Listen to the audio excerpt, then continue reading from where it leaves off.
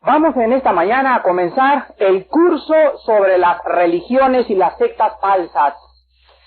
En esta mañana vamos a comenzar un nuevo curso y se llama las religiones o las pseudo-religiones y todas las sectas falsas que existen en el mundo. Creo que es el tiempo, el siglo XX que estamos viviendo, el momento más peligroso para la iglesia cristiana. Creo que ahorita cualquier persona que tenga Biblia se le llama cristiano. Cualquier persona que vaya a una iglesia y crean en Dios o crean en Cristo se les llama cristianos. Pero sin embargo, la Biblia dice, muchos falsos profetas han surgido por el mundo. Y creo que en esta mañana es preciso que esta iglesia que forma el Hotel Cristal, donde mi hermano Alejandro está pastoreándolos, le pedí yo que por favor él me permitiera darles a ustedes el curso sobre las religiones y las sectas falsas. Posiblemente sean 10 conferencias, o sea 10 domingos. Cada vez que yo tenga la oportunidad estaré exponiéndoles a ustedes todas las religiones y las sectas falsas y la diferencia entre las sectas y el verdadero cristianismo. Nadie se pierde el camino espiritual, escuchen esto, intencionalmente. Todos los viajeros se proponen llegar siempre a su destino, pero existen influencias y peligros que van a desviar a muchos del rumbo correcto. El libro de Proverbios 14, versículo 12 dice, hay caminos que parecen derechos. Parece que todo está bien, creen en Dios, creen en Cristo, pero su fin es camino de muerte. Recordamos hace algunos años que en Estados Unidos se levantó un hombre llamado Jim Jones. Había una iglesia grandísima protestante en la cual él era el pastor. Y llegó el tiempo donde él comenzó a decir que le deberían de llamar el Padre. Comenzó el tiempo en que comenzó él a tener relaciones sexuales con las mujeres de la iglesia. Y llegó el momento en que la Biblia se cerró y él fue el que comenzó a decir palabra de Jim Jones y no palabra de Jesucristo. La gente lo adoraba, lo idolatraba, tenía carisma, invitaba a todos que se amaran y su énfasis era en el amor de Dios. Se llevó a 950 personas a Sudamérica, a una de las Guyanas, y ahí, después de haber tenido relaciones con las mujeres, después de tener armas y enclaustrar a los niños en prisiones debajo de la tierra, cuando los Estados Unidos comenzaron a investigar el problema en la Guyana de acuerdo a quejas al Departamento de Estado, llegaron y Jim Jones invitó a 900 personas a que se suicidaran juntamente con él. La tragedia de las religiones falsas, la tragedia de cristianos que van a las iglesias y escuchan que les hablan y escuchan que las predican y jamás se preocupan en checar en la Biblia si lo que el predicador está diciendo es correcto. Lo toman y lo reciben porque el predicador se los dice. Y así tenemos ahorita en México miles de sectas y de iglesias falsas donde los cristianos creen, porque se lee la Biblia y alaban a Dios, que están teniendo realmente un encuentro con Jesucristo. Quiero decirles a ustedes, antes de comenzar el curso, quiero nombrarles a ustedes tres peligros que pueden desviar a una persona del camino correcto. 3 peligros. El primero, un viajero de repente se detiene en una montaña y se encuentra delante de 2 caminos en esa montaña. Pero en ese instante no sabe cuál de los 2 caminos debe de seguir. La noche es fría, él tiene que hacer una decisión pronta y en esos momentos una mala elección le sería fatal, porque podría tomar el rumbo equivocado. En ese instante este viajero se lamenta y dice a sí mismo, ¿cómo no averigüé antes cuál era realmente el camino correcto? Por fin decide y escoge un camino, el camino que a él le parece mejor, de acuerdo a su criterio y de acuerdo a su mentalidad. Pero entonces, cuando debería haber llegado al pueblo que él tenía que llegar, le sorprende de repente una tormenta de nieve y por el camino que escoge muere sepultado por la nieve. ¿Por qué le pasó esto a este viajero? número uno y es el peligro número uno, porque no conocía el camino. Porque no conocía el camino. Peligro número dos. Un piloto va volando en el aire y de repente se acerca a la frontera del país enemigo. Comienza a buscar por su radio una señal que le deba guiar a la base donde él debe de aterrizar. De repente sintoniza su radio en lo que él cree es la señal correcta, corrige su rumbo del avión y al poco rato, sin saberlo, se encuentra volando en territorio enemigo. El avión cae inmediatamente, acribillado por los cañones antiaéreos. ¿Por qué mataron a este piloto? Peligro número dos. Seguir una señal engañosa. Seguir una señal engañosa. Peligro número tres. Había un grupo de cazadores, querían ir a una jungla y contrataron a un guía. Este guía les había dicho, yo conozco la jungla como la palma de mi mano. Los cazadores nunca le preguntaron al guía, muéstrenos sus mapas, o con qué está usted certificando lo que usted está asegurando. En fin, lo contrataron. Y comenzaron a seguirlo confiadamente por esta jungla, y jamás salieron de la jungla vivos, porque su guía era un farsante, y él fue el primero en haberse extraviado. ¿Cuál fue el problema? Siguieron un guía falso. Entonces, los tres problemas o los tres peligros que existen en la vida cristiana, en primer lugar es no conocer el camino. Número dos, seguir una señal engañosa. Y número tres, seguir a un guía falso o a un falso profeta. Estos tres casos, hermanos en Jesucristo, nos ilustran las circunstancias e influencias responsables por lo cual muchos se van a desviar espiritualmente. Vuelvo a repetir, el poco conocimiento del camino al cielo te puede hacer que en los próximos años te desvíes de la verdad. Jesucristo dijo en el capítulo 14 de San Juan, versículo 6, yo soy el camino, yo soy la verdad. Escuchen esto, yo soy la vida. Por lo tanto, si en esta mañana tú estás siguiendo cualquier otro camino que no sea Jesucristo, tú te encuentras en un camino equivocado. Jesucristo dijo, yo soy el camino. Número dos, las señales y los milagros de origen satánico que ahorita van a comenzar a confundir aún a los escogidos. Vean segunda de Tesalonicenses, capítulo 2, donde el apóstol Pablo les explica a los tesalonicenses que no solamente los milagros o las lenguas o las sanidades son de Dios, y que un santito comenzó a salirle sangre, y que se me apareció Santa Cayetana anoche a las 12 de la noche, y que vi una aparición enfrente de mí, y por esas cosas, por señales engañosas, por prodigios y señales mentirosos, muchos se van a apartar de la verdad. Dice en segunda de Tesalonicenses, capítulo 2, del 7 en adelante, porque ya está en acción el misterio de la iniquidad, o sea, la maldad. Solo que hay quien al presente lo detiene, hasta que él a su vez sea quitado del medio. Y entonces se manifestará aquel inicuo, a quien el Señor matará con el espíritu de su boca y destruirá con el resplandor de su venida. Inicuo cuyo advenimiento es por obra de Satanás. Escuchen esto, con gran poder, 1, 2, y señales, 3, y prodigios mentirosos, y con todo engaño de iniquidad para los que se pierden, por cuanto no recibieron el amor de la verdad para ser salvos. Por esto Dios les envía un poder engañoso para que crean la mentira, a fin de que sean condenados todos los que no creyeron a la verdad, sino que se complacieron en la injusticia. ¿Saben lo que nos dice la Biblia en esta mañana? Que todos nosotros en esta mañana tenemos la oportunidad alguna vez en nuestra vida de conocer la verdad.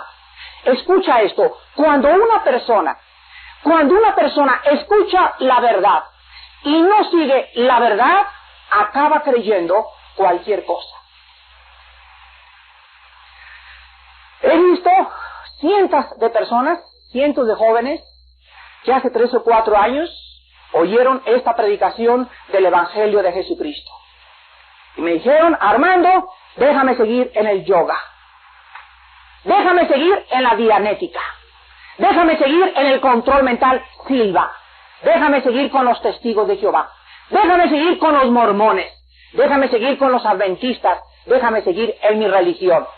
Cuando un hombre, dice la Biblia, rechaza la verdad, Dios le envía a esa persona deliberadamente un poder engañoso para que él crea ahora la mentira. Esto es algo que conmueve las fibras más íntimas de nuestro ser. Nadie puede burlarse de Dios. Dios te va a hablar una vez, te va a hablar 2 veces, te va a hablar 3 veces, pero no te va a hablar 4 veces. Y en esta mañana tú tienes la oportunidad de escuchar no la palabra mía, sino lo que dice la Biblia, la palabra de Dios. Y en tercer lugar, las personalidades y los guías falsos. Escuchen lo que dice Mateo 24:24. Mateo 24:24. El tercer peligro en que una persona puede caer es en un guía falso. Dice Mateo 24:24, porque se levantarán falsos cristos y falsos profetas, y harán, fíjense ustedes, grandes señales y prodigios, de tal manera que engañarán, si fuere posible, aún a quienes. Sí, el sí condicional, si fuere posible. Hermanos en Jesucristo, ¿cuándo es posible que un cristiano sea engañado? Y les voy a decir cuándo. Cuando ese cristiano no tome estudios de la Biblia durante la semana. Nosotros les hemos insistido que un estudio aquí el domingo no es posible que crezca. Gracias a Dios por todos ustedes, los que vienen el domingo, gracias a Dios. Le doy gracias a Dios por ello y todos nosotros le damos gracias a Dios también. Pero nos preocupa de sobremanera el poder nosotros pensar que hay muchos en esta iglesia que solo vienen el domingo a comer la palabra espiritual. No es posible que ustedes sobrevivan en esta generación. Inscríbete en el curso que Alejandro acaba de decirles. Ve, mira, tenemos estudios en Satélite, en Las Arboledas, en Valle Dorado, en Tecamachalco, en la colonia Hipódromo Condesa, en el Pedregal de San Ángel, en la colonia del Valle. No hay ningún pretexto para que no estudie las Escrituras.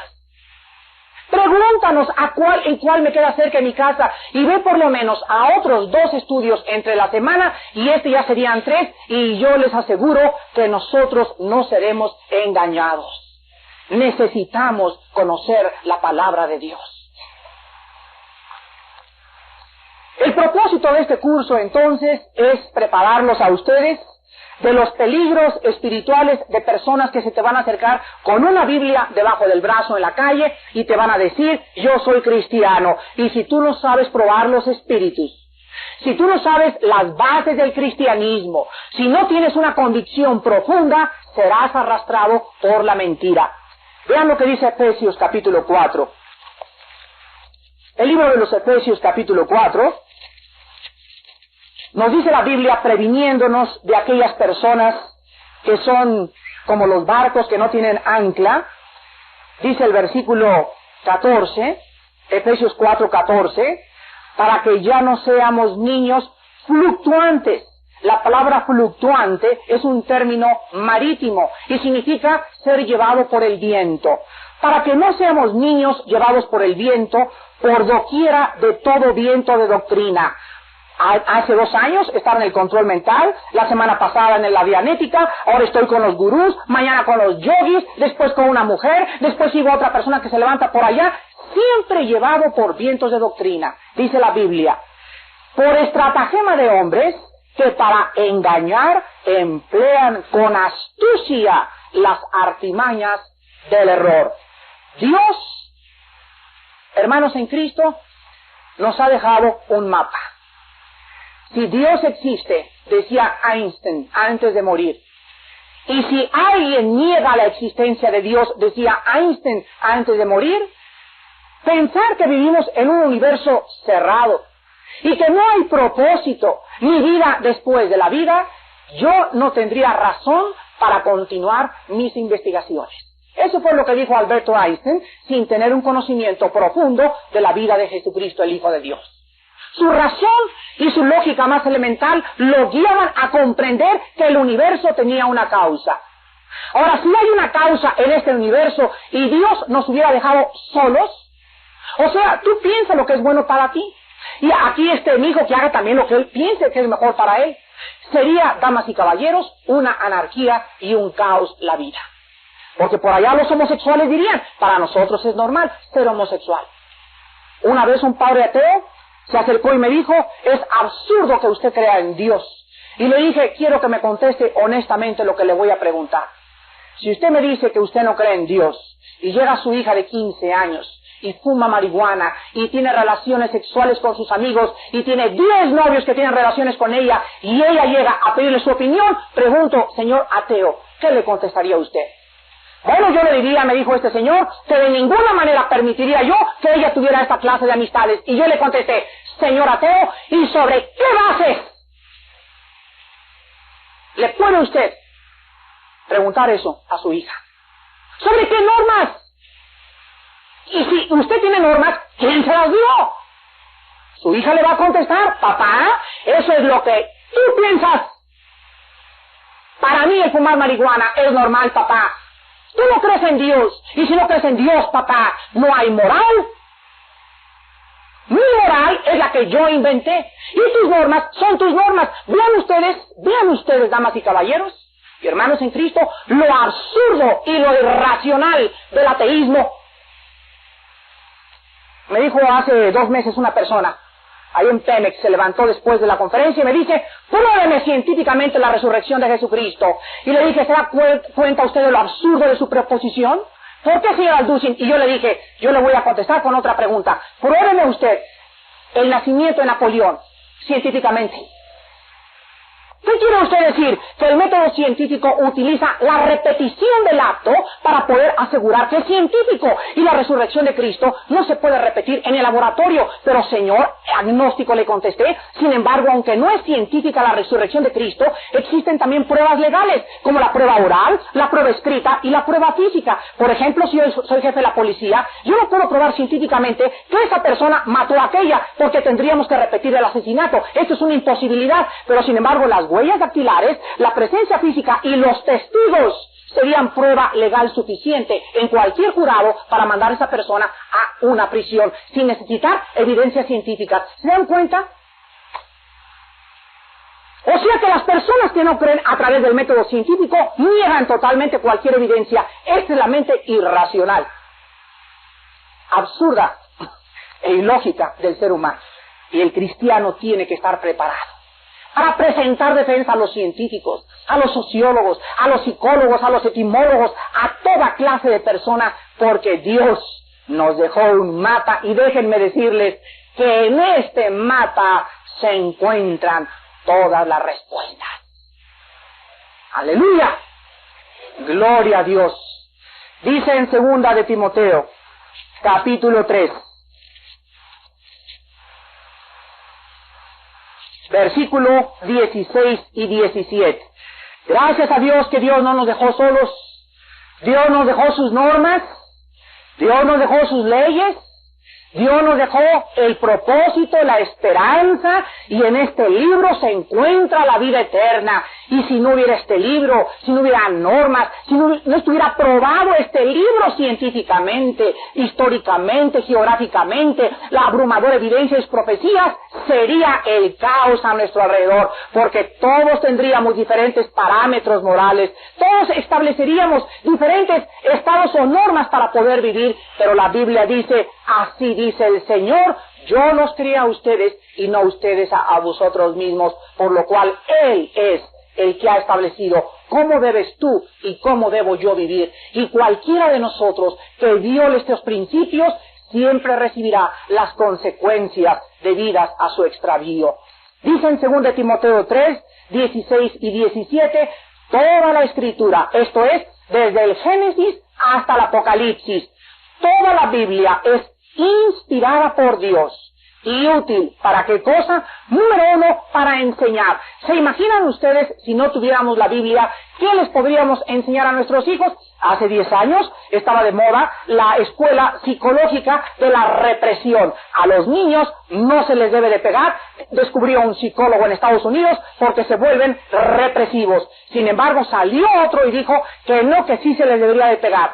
Damas y caballeros, si no tuviéramos, y Dios no nos hubiera dicho, ni nos hubiera dejado cómo educar a nuestros hijos, cada quien educaría a sus niños como los están educando. Por eso hemos criado alacranes con alas. Porque los padres no tienen este libro, no tienen el manual de operaciones para saber cómo tratar con sus hijos. Van a la doctora Corazón, van al psiquiatra, van al psicólogo, van con el gurú, van con el control mental, pero Dios nos ha dejado bien claramente en su libro la diferencia entre las escuelas mundanas y la escuela que viene de lo alto. Y dice la Biblia, en segundo lugar, no solamente la Biblia es útil para enseñarnos cómo amar a nuestras esposas, a nuestros hijos, cómo vivir, sino también para redarguir, esto es, para convencernos de nuestro pecado, para corregirnos y para instruirnos en justicia. Y la pregunta en esta mañana es, Señor, ¿por qué nos quieres enseñar? ¿Por qué nos quieres convencer? ¿Por qué nos quieres corregir? ¿Y por qué nos quieres instruir? Y el versículo 17 nos da la respuesta y nos dice, hijos míos, quiero que ustedes sean perfectos, o sea, maduros, enteramente preparados para toda buena obra. Dios quiere que el pueblo que Él ganó con su sangre conozca la verdad. Dios quiere que vayamos a un mundo necesitado y que le digamos, no es así, así dice el Señor. Dios quiere que vayamos con nuestras amistades que se están divorciando y los ayudemos a no divorciarse. Aquí está en este manual de operaciones la respuesta a tu matrimonio que está quebrantándose. Dios quiere que vayamos y ayudemos a los jóvenes. Ahora el mes que entra, oren por nuestro primer seminario de la juventud. Vamos a tener cientos de jóvenes en este seminario y queremos tener 2 veces al mes este seminario en un hotel para 1,500 personas. Les vamos a pasar música, películas, mensajes con mucho poder, instruir a la juventud siguiendo el programa del gobierno mexicano, el Año Internacional de la Juventud. Tenemos un libro y decimos a los jóvenes, aquí está la respuesta. Hermanos en Jesucristo, vamos a pasar ahora a nuestro curso, después de haber dado esta pequeña y breve introducción, que ni fue breve ni pequeña. Y quiero, antes de comenzar con el catolicismo romano, lo primero que vamos a estudiar, quiero decirles a ustedes que la diferencia, esa es la primera premisa que vamos a establecer en nuestro curso, la primera presuposición que va a ser después, no presuposición, sino que va a ser una verdad demostrada absoluta. La primera premisa que vamos a establecer en esta mañana es que todas las religiones y las sectas, escuchen esto y tomen nota, todas las religiones del mundo y las sectas pseudocristianas se diferencian del cristianismo puro en que todas tienen la Biblia más otra cosa. Vuelvo a repetir, todas las religiones pseudocristianas y las sectas falsas se caracterizan por tener la Biblia más o tradiciones o los libros escritos por sus fundadores. Por ejemplo, en primer lugar, el catolicismo romano es la Biblia más la tradición de los hombres. Número 2, los testigos de Jehová. La Biblia más la revista de la Atalaya. Número 3, los mormones, la Biblia más el libro del Mormón. Número 4, el adventismo del séptimo día, la Biblia más los libros de Elena Harmon de White. Número 5, la ciencia cristiana, la Biblia más los libros de Maria Baker Eddy. Número 6, la unidad o el unitarismo o unity como le llaman, la Biblia más los escritos de Charles Fillmore. Damas y caballeros, el cristianismo es la pura Biblia, no más. Nada más. No más, como dice Cantinflas, nada más para los ilustrados y leídos. Para el cristianismo es la Biblia la única regla de fe y de conducta. Vean Gálatas capítulo 1. En esto se diferencia el cristianismo de todas las religiones y sectas falsas. De todas las religiones y sectas falsas. En Gálatas 1, versículo del 6 al 8. El apóstol Pablo escribe y les dice: estoy maravillado de que tan pronto, vean qué rápido se puede uno apartar, de que tan pronto se hayan alejado del que los llamó por la gracia de Cristo para seguir, ¿qué cosa? Un evangelio diferente. No que haya otro, sino hay algunos que los perturban y quieren pervertir el evangelio de Cristo. Mas si aún nosotros, o un ángel del cielo, o Santa Cayetana, les anunciare otro evangelio diferente del que les hemos anunciado, sea anatema. La palabra anatema es la palabra maldito. Vean ahora Apocalipsis capítulo 22. Apocalipsis capítulo 22, versículos 18 y 19. Yo testifico a todo aquel que oye las palabras de la profecía de este libro, si alguno, ¿qué cosa? Añadiere a estas cosas, Dios traerá sobre él las plagas que están escritas en este libro. Y si alguno, ¿qué cosa? Quitare de las palabras del libro de esta profecía, Dios quitará su parte del libro de la vida y de la santa ciudad y de las cosas que están escritas en este libro. Entonces hemos sentado en esta mañana la primera base, el primer fundamento. Cualquier religión que le agregue tradiciones, o que le quite, o que le ponga de su propia cosecha, está mezclando o leudando el cristianismo. Vamos a comenzar en esta mañana con el catolicismo romano. Yo quisiera suplicarles a muchas personas que no se fueran a ofender. Quiero hablarles con la Biblia, quiero hablarles con amor. Le he pedido a Dios, dame amor, Señor, por mis hermanos católicos que no te conocen, pero ojalá que este mensaje en esta mañana te ayude a diferenciar la diferencia entre lo que es el cristianismo y entre ser religioso. Porque ustedes en esta mañana pueden ser religiosos sin ser cristianos. Puedes ser católico sin ser cristiano. Puedes ser protestante sin ser cristiano. Repito, las religiones no salvan a nadie. Necesitas convertirte al cristianismo, a la pureza del evangelio, nacer de nuevo, creer en la salvación por la gracia, hacer un lado tus peregrinaciones, tus sacrificios y tus imágenes y caminar de la vida con aquel que dijo: yo soy el camino, la verdad y la vida. Vamos en esta mañana a penetrar en primer lugar a la historia del catolicismo romano. Y es muy importante saber que por más de 2000 años, la Iglesia de Jesucristo no era católica romana, no era ortodoxa griega, ni tampoco era protestante. La Iglesia era sencillamente cristiana. Vean Hechos capítulo 11. Hechos capítulo 11, versículo 26. Dice la Biblia: y se congregaron allí todo un año con la iglesia y enseñaron a mucha gente, y a los discípulos se les llamó protestantes, dice, católicos, griegos ortodoxos, no, se les llamó cristianos por primera vez. ¿En dónde? ¿En Roma? No, en Antioquía. Entonces, durante mucho tiempo, no había que soy católico apostólico romano, soy protestante, soy griego ortodoxo. No había eso. Había solamente una palabra: cristiano. La palabra cristiano tiene dos raíces: Christos ungido, anos pequeño. Entonces la palabra cristiano significa pequeños ungidos. Y tú puedes ser en esta mañana católico sin ser cristiano, o sea, religioso sin tener la unción del Espíritu. Tú puedes ser evangélico sin ser cristiano, porque no tienes la unción del Espíritu. Tú puedes ser griego ortodoxo sin ser cristiano, porque no tienes la unción del Espíritu. Pero si en esta mañana tú me dices, ¿sabe qué, señor Alducin? Yo andaba por la calle, me dieron un folleto, me dijeron que Cristo era el Salvador, que tenía que nacer de nuevo, que su obra en la cruz era perfecta, le invité a mi vida y me convertí. En esta mañana yo te digo, dame un abrazo, hermano en Jesucristo.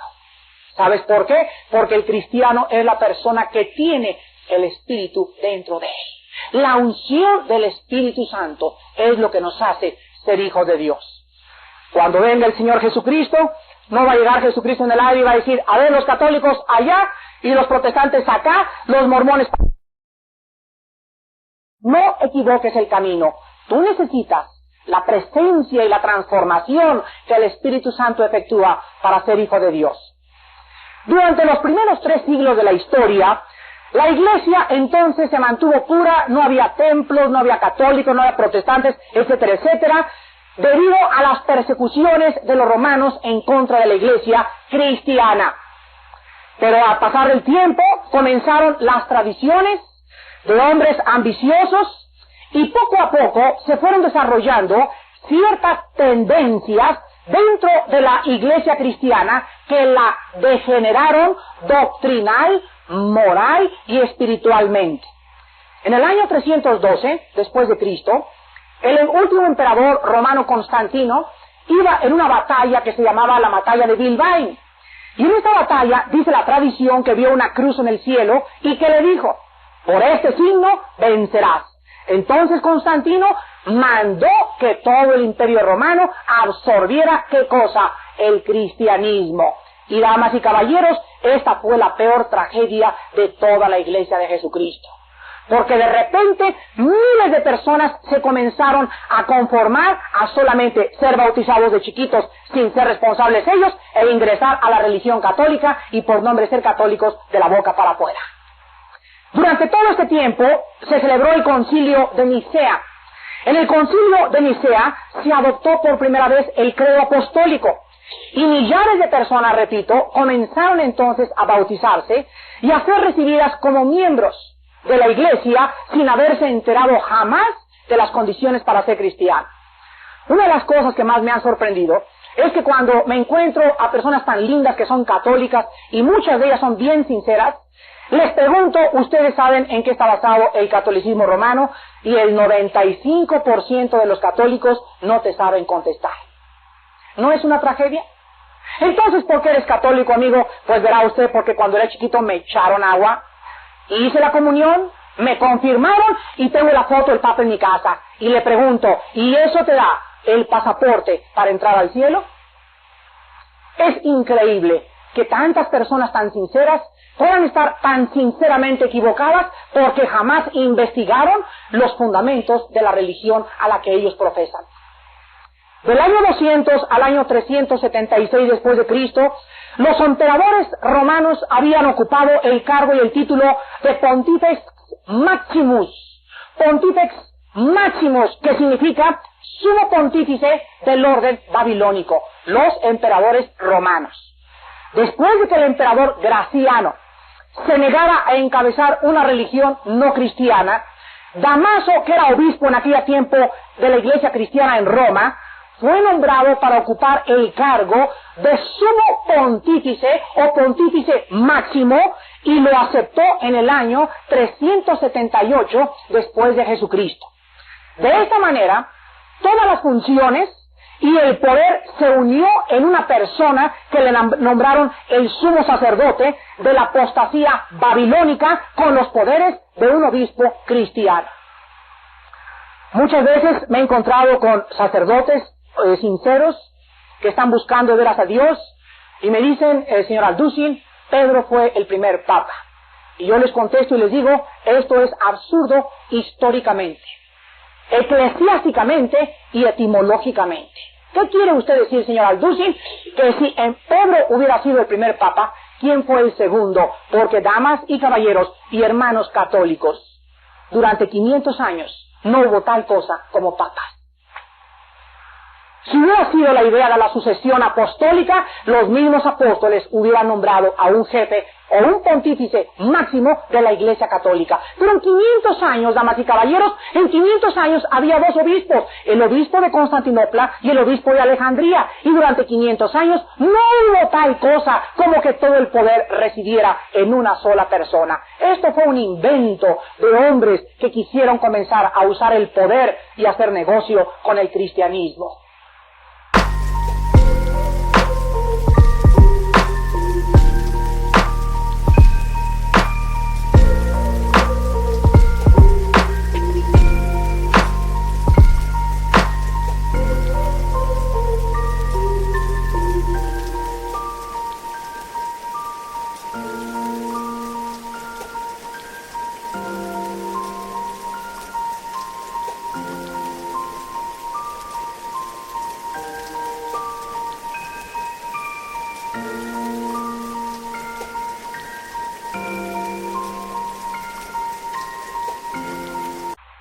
En el año 445 al año 500 después de Jesucristo, el obispo de Roma, acuérdense que había dos obispos, fue declarado jefe supremo de la Iglesia Occidental.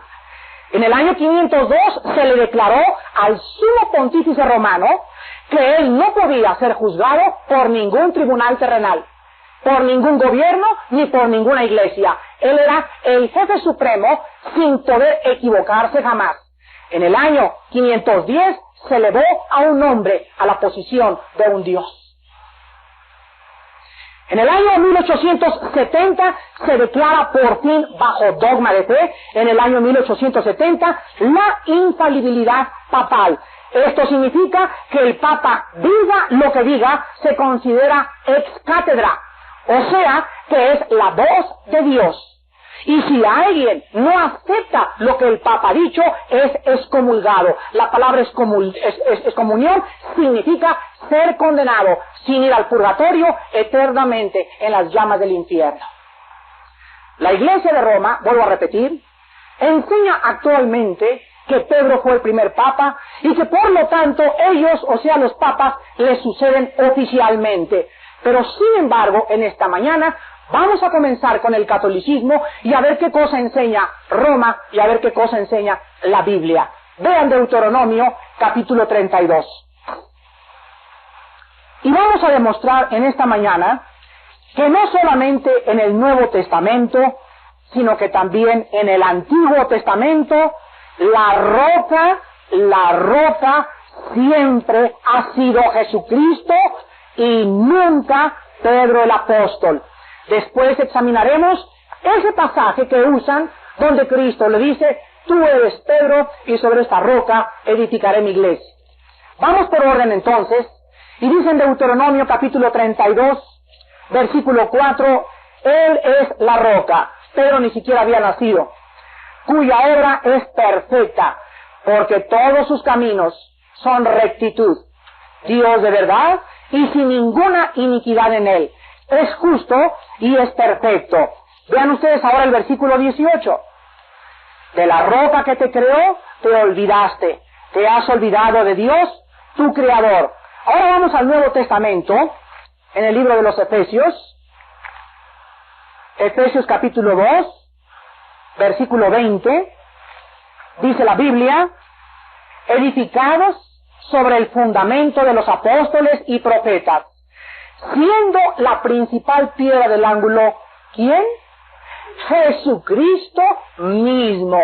La piedra es Cristo. Ahora, oigamos al propio Pedro. En primera de Pedro, capítulo 2, ¿qué pensaba Pedro acerca de si él era o no era la roca? Escuchemos de los labios y de la pluma del apóstol Pedro. Primera de Pedro, capítulo 2, del 4 al 7. Pedro escribe y dice, acercándonos a él, ¿qué cosa? Piedra viva, desechada ciertamente por los hombres, mas para Dios escogida y preciosa. Vosotros también, como piedras vivas, sean edificados como casa espiritual y sacerdocio santo, para ofrecer sacrificios espirituales aceptables a Dios por medio de Jesucristo. Por lo cual también contiene la Escritura: he aquí pongo en Sión la principal piedra del ángulo, escogida, preciosa, y el que creyere en ella no será avergonzado. Para vosotros, pues, los que creéis, Él es precioso. Pero para los que no creen, escuchen, la piedra que los edificadores desecharon ha venido a ser la cabeza del ángulo. Es muy clara entonces la enseñanza en las Sagradas Escrituras acerca de quién es la piedra. Pero viene entonces ese pasaje en Mateo, donde Cristo le dice a Pedro: tú eres Petros, y sobre esta Petra edificaré mi iglesia. Si nosotros, amigos católicos o personas que me escuchan, no comprendemos el original griego, vamos a tener problemas muy graves. Y si tú agarras este pasaje y construyes toda la doctrina del papado en un versículo sin tomar en cuenta Deuteronomio, ni Efesios, ni Primera de Pedro, te conviertes en un hereje. Un hereje es la persona que infla o saca desproporcionadamente la verdad de su contexto original. Entonces las herejías tienen siempre algo de verdad. ¿Qué significaba cuando Cristo se le acercó a Pedro y le dijo: tú eres Petros? La palabra Petros en el griego es piedra chiquita. Y cuando Cristo le cambió el nombre a Pedro, le puso Simón, de Simón le puso Pedro, y significa piedra pequeña. Y cuando Cristo le dijo: tú eres Petros, o sea, una piedra pequeña, y sobre esta Petra, la palabra Petra es piedra grandísima, es una rocota grandísima, edificaré mi iglesia. Cristo le decía: tú eres una piedra pequeña, Pedro, pero sobre mí, sobre esta Petra que tú estás viendo, será edificada la iglesia. ¿Cómo es posible que Jesucristo pudiera construir su iglesia sobre un hombre, cuando la misma Biblia dice: no hay justo ni aun uno, perverso y engañoso es el corazón más que todas las cosas? Entonces las enseñanzas de la Escritura son exactamente claras. Ahora, aparte de estas enseñanzas bíblicas, les quiero dar a ustedes otro tipo de defensa completamente que contradice la enseñanza del papado. En primer lugar, todos los papas se han contradecido unos de otros. Les voy a dar un ejemplo. Juan 23 mandó que todos los católicos no necesitaban confesarse para tomar la comunión. Ahora existe un nuevo decreto que un papa hace 3 siglos dijo que el que no se confesara se iría al infierno. La pregunta es: señores católicos, ¿a qué papa le vamos a creer? Un papa dice que tienes que confesarse y otro quita la confesión. Entre ellos mismos no puede haber infalibilidad porque entre ellos mismos se contradicen. Ahora, muchos papas prohibieron, por ejemplo, durante 14 siglos, prohibieron más de 60 papas que si alguien leía la Biblia, lo mataban quemado vivo en la hoguera. Lo mataban en la hoguera. Y ahora otros, como Juan 23 y Pío XII, permitieron la lectura de la Biblia. ¿A quién o cuál de ellos era infalible? Después vemos en segundo lugar que todas las enseñanzas doctrinales, por ejemplo, de los papas, contradicen la Biblia. Por ejemplo, la mención del limbo, que si a un niño no lo bautizan se va al limbo. Señores papas, ¿de dónde sacaron eso? La mención del purgatorio, lo vamos a ver la semana que entra, que si una persona muere en pecado venial, no mortal, venial, y no se confiesa, ni le echan aceite o los santos óleos antes de morirse, se va al purgatorio a purgar sus pecados y estar listo durante 5,000, 10,000 años para poder entrar al cielo. ¿De dónde sacaron esta enseñanza? No aparece ni siquiera en la Biblia la palabra limbo ni purgatorio. En tercer lugar, las misas a los muertos. Cuando una persona se muere, hacen misas que se llaman gregorianas. Señores, ¿de dónde sacaron este invento? ¿Ustedes creen que una persona que haya sido mala y que haya sido un asesino, cuando después de muerto la familia tiene dinero para pagarle las misas gregorianas, las misas lo van a sacar del infierno?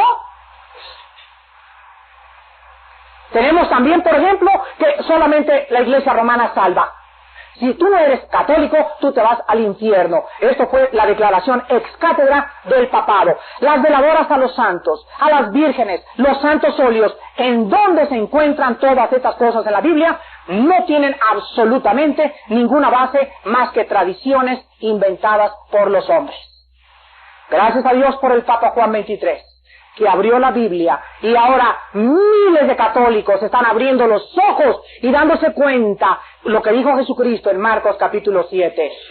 Este pueblo de labios me honra, mas su corazón está lejos de mí, porque en vano me honran, enseñando como doctrinas mandamientos de hombres, y en verdad invalidan la palabra de Dios con vuestras tradiciones.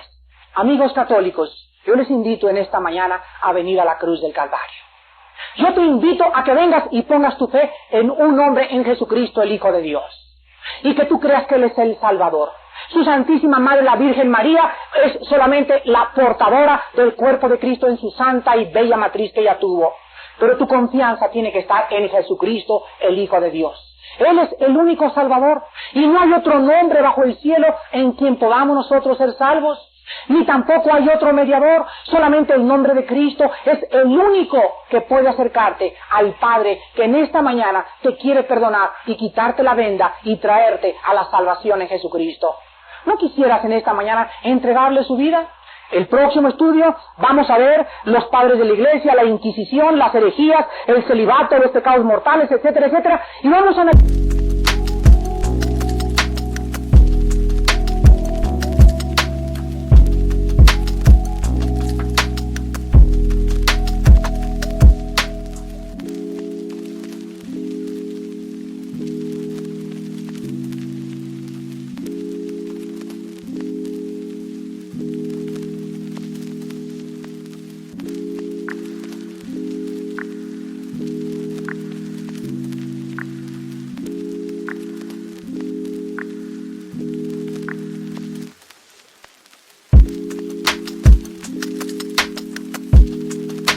el catolicismo romano, después los testigos de Jehová, después los mormones, pero vamos a ir trayendo a nuestra vida sabiduría para que este santo libro te abra los ojos, porque la Biblia dice, la luz está sembrada para los justos.